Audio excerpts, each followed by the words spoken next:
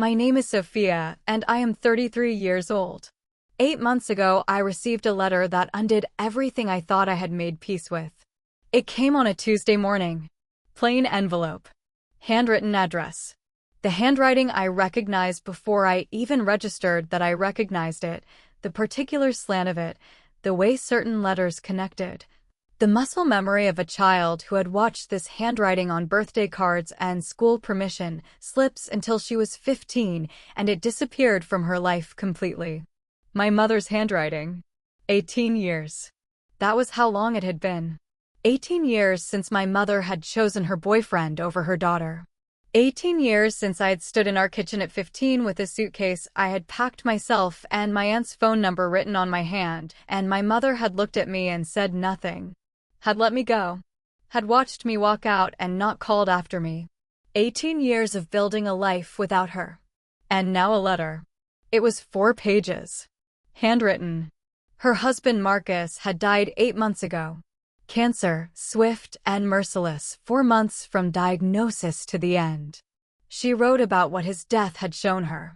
About sitting in a hospital room watching someone she loved disappear and understanding with the specific clarity that only comes in those rooms that she had already let the most important person in her life disappear 18 years earlier.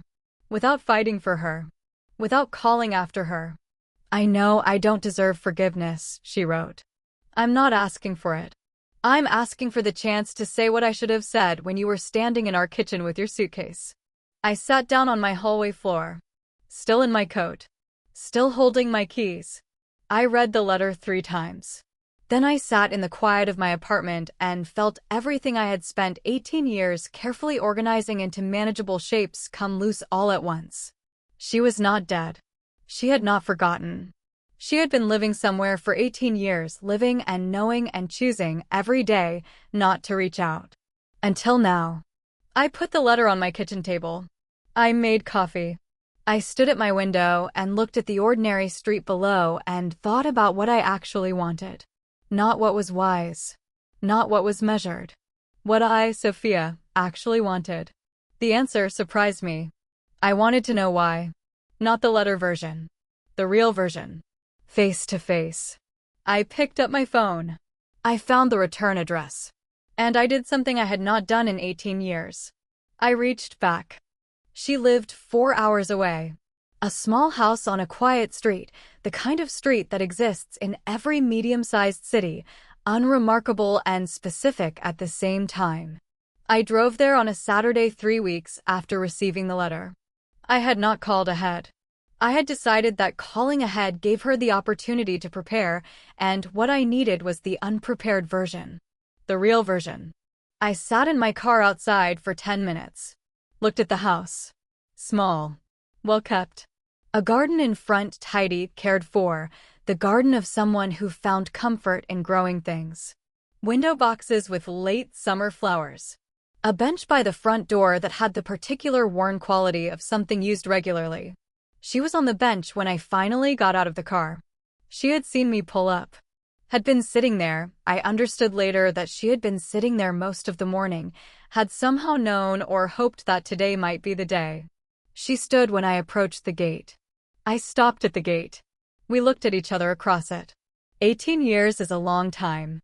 Long enough for a girl of 15 to become a woman of 33. Long enough for a woman of 40 to become a woman of 58. Long enough for 2 people who once knew each other completely to become strangers who share a history. She looked smaller than I remembered. That was the first thing. The particular way people from our childhood become smaller when we encounter them as adults, not diminished exactly, just human-sized in a way they weren't when we were children, and they were everything. She looked like me. That was the second thing.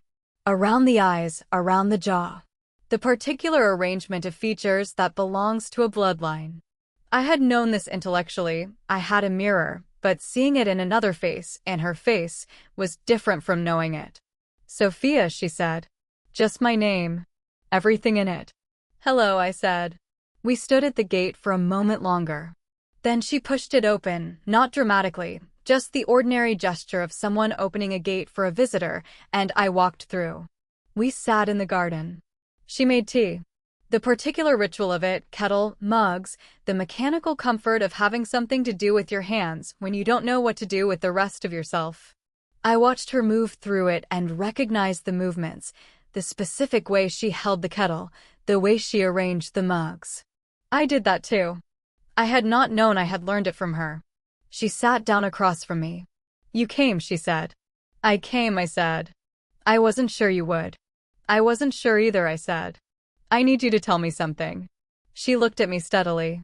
The eyes that looked like mine. "Anything," she said. "Why didn't you call after me?" I said. "When I was 15. When I walked out with my suitcase. Why didn't you call after me?" She was quiet for a long moment. Not the quiet of someone preparing a defense. The quiet of someone who has been sitting with a question for 18 years and is finally being asked it out loud. "Because Marcus told me not to," she said. "He said you needed to cool down. That you'd come back. That if I called after you it would reward the behavior." She stopped. I believed him. I chose to believe him because believing him was easier than admitting that what you were doing wasn't a tantrum. It was survival. The garden was very quiet. "You knew," I said, "that it wasn't a tantrum." "Yes," she said. Simply. No defense. "And you let me go anyway." "Yes." I looked at my tea. "I'm sorry," she said. 2 words. Delivered without performance, without the careful management of someone hoping the apology will be sufficient. Just the words, plain and insufficient and completely genuine. "I know," I said. "Is that enough?" she said. "Is it? Can it be enough?" I looked at this woman across the garden table. At her eyes that looked like mine. At her hands around her mug, the hands I had learned to hold a kettle from without knowing it. "I don't know yet," I said honestly. She nodded. "That's fair," she said. "That's more than fair." We sat in the garden for 2 hours. And somewhere in those 2 hours something began.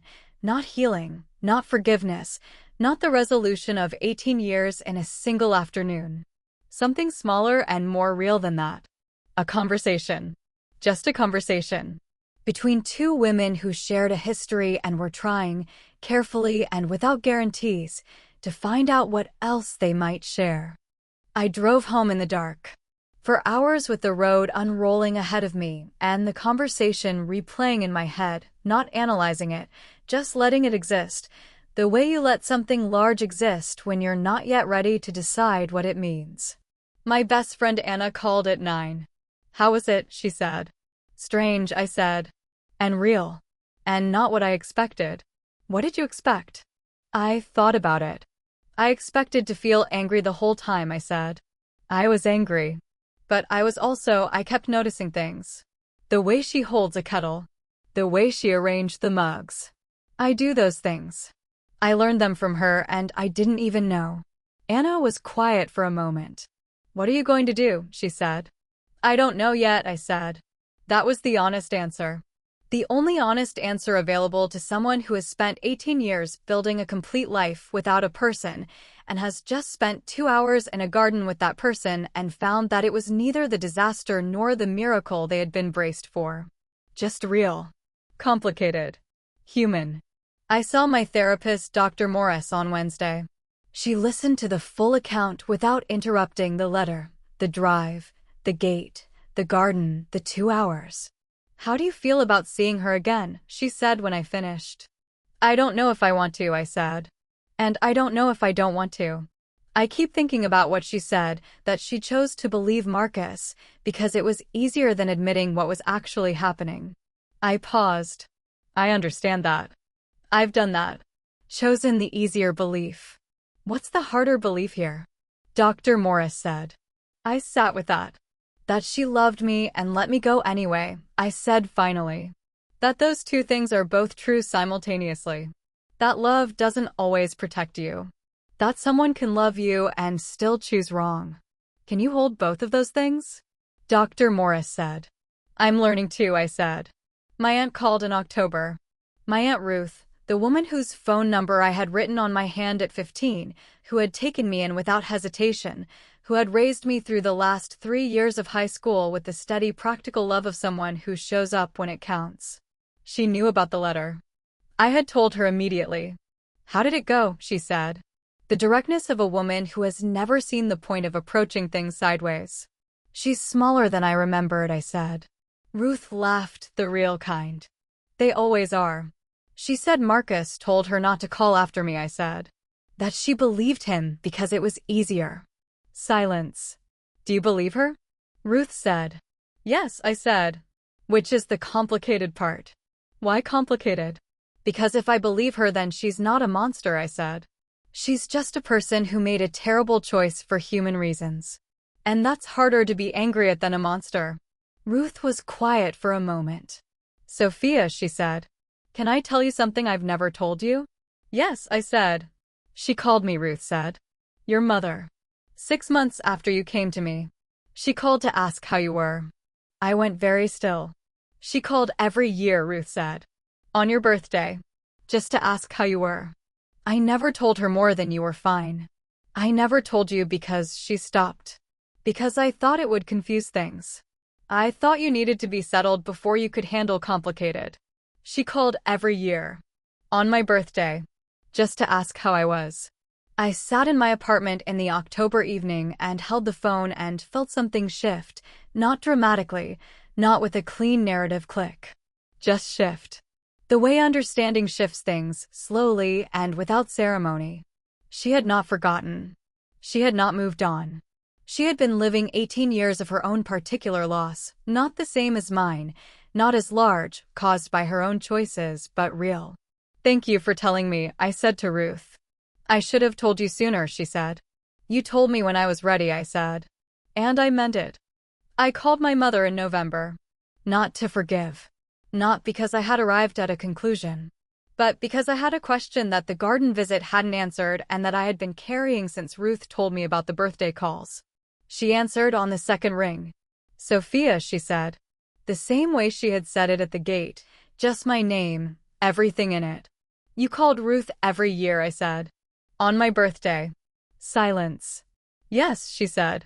Why didn't you call me directly? A long pause. Because I didn't have the right, she said. I had given up the right when I let you walk out that door. Calling Ruth felt like the only thing I was allowed. Just knowing you were okay. Not asking for anything more than that. I sat with that. For 18 years, I said. For 18 years, she said. That's a long time to know you made a mistake, I said. Yes, she said. It is. We were quiet together on the phone for a moment. I'm not ready to forgive you, I said. I want to be clear about that. What you did, what you didn't do, it shaped 18 years of my life. The way I trust people. The way I love people. The work I've had to do in therapy to understand why I keep waiting for people to leave. Her breath caught. I know, she said quietly. But I'm also not ready to close this, I said. And I need you to understand what that means. It doesn't mean forgiveness is coming. It means I'm willing to keep talking.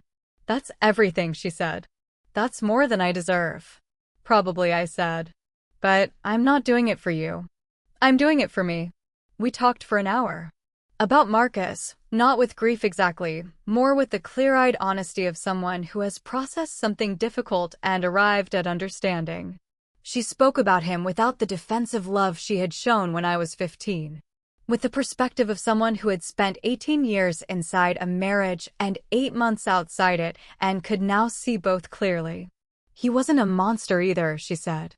He was insecure and controlling, and I chose to interpret those things as love. She paused. I've spent a lot of time understanding how I did that. Me too, I said. Understanding how you did that. She almost laughed. Almost. I deserve that, she said. Yes, I said. You do. We said goodbye. We said we would talk again. I put the phone down and sat in my November apartment and took stock of what I was carrying. Not forgiveness. Not closure. Not the neat resolution of 18 years in a single phone call. Something more honest than any of those things. Understanding. The beginning of it. The tentative, fragile early stages of two people trying to see each other clearly after a very long time of not looking. It was enough. For now it was enough. And enough, I was learning, was often where the real things began. Spring came. 6 months after the letter. For months after the garden visit. 3 months after the November phone call that had become a standing thing, every other Sunday, an hour, the careful, honest conversation of two people learning a new language together. The calls were imperfect. She slipped sometimes, old habits, the particular conversational patterns of someone who had spent decades managing rather than connecting. When she did, I said so, directly and without cruelty, and she heard it. Not always immediately, but she heard it. I slipped too. Sometimes I arrived at the call with walls fully assembled, the particular defensive architecture I had built at 15 and maintained for 18 years suddenly present again, making me careful where I could have been open, distant where I could have been present. She noticed. She didn't always say something, but she noticed. We were both, I understood, doing the same difficult work from opposite sides. Ruth came to visit in March. She had not met my mother since I was 15, had not wanted to, had maintained a clear protective loyalty to me that I had never questioned and was grateful for. But she came to visit me in March, and on the second evening, over dinner, she said, "I'd like to meet her." I looked at her. "Are you sure?" "No," Ruth said. "But I think it's time." We arranged it carefully: lunch, a restaurant, neutral territory. The three of us. I won't pretend it was comfortable. Two women who had occupied opposite positions in my life for 18 years, sitting across a table, navigating the complicated geography of a shared history seen from very different angles. But Ruth was Ruth, direct, warm, the woman who had taken a 15-year-old in without hesitation and never once made her feel like a burden. And my mother was trying. Visibly, imperfectly, genuinely trying. At the end of lunch, Ruth said to my mother, directly and without softening, "She turned out remarkable. In spite of everything." My mother looked at me. "I know," she said. "I know she did." "Because of herself," Ruth said. "I want to be clear about that." "I know that too," my mother said. "I'm not here to take credit. I'm here because she gave me the chance to know her. And I'm not going to waste it." Ruth looked at her for a long moment. Then she nodded. Once. The nod of a woman who has assessed something and found it, if not sufficient, at least genuine. "Good," she said. "I want to tell you something about forgiveness. Not the kind that arrives in a single moment, the dramatic reconciliation, the tearful embrace, the clean narrative resolution. That version exists in films and sometimes in life, but it is not the only version, and it is not always the truest one. The truest version looks like this. It looks like a 4-hour drive on a Saturday to sit in someone's garden and ask the question you've been carrying for 18 years.